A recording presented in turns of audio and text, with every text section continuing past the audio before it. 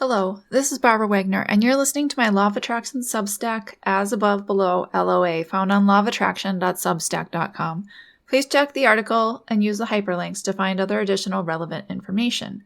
If you're listening to this on another platform like YouTube, you may be missing out. Please check out the Substack because you can subscribe to the newsletter and never miss an article or podcast episode.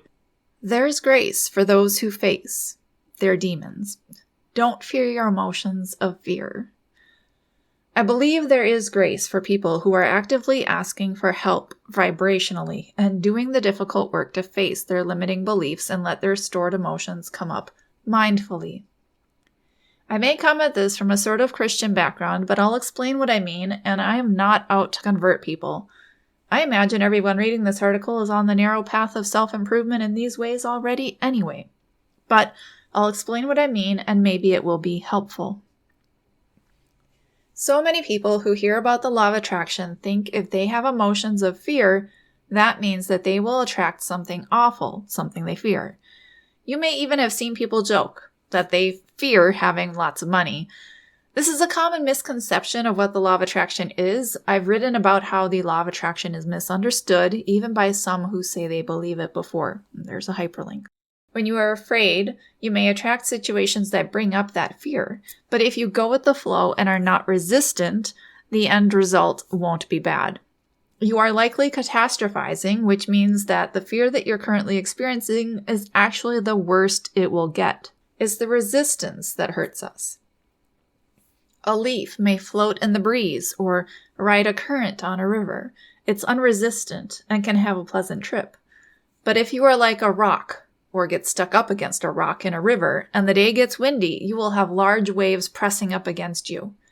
It will be a completely different experience. If you're a Christian, the wind in that example is the Holy Spirit. John 3:8. The wind, or breath or spirit, blows where it wishes. You hear its sound, but you do not know where it comes from or where it is going. So it is with everyone born of the Spirit, or wind, or breath. See, the word for sound is also noise here, and it makes me think of the word vibration, and the word for spirit is the same word used for wind and breath.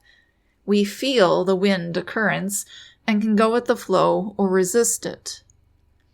But for the non-Christians, you can view it as the universe or your subconscious knowing what's best for you. And it is best for you to face the limiting beliefs that you hold, and it is best for you to get rid of the negative feelings that have been stored in your body, put there by past resistance. I call it emotional vomit because those things are toxic and the body has a natural desire to get rid of toxic waste you don't need.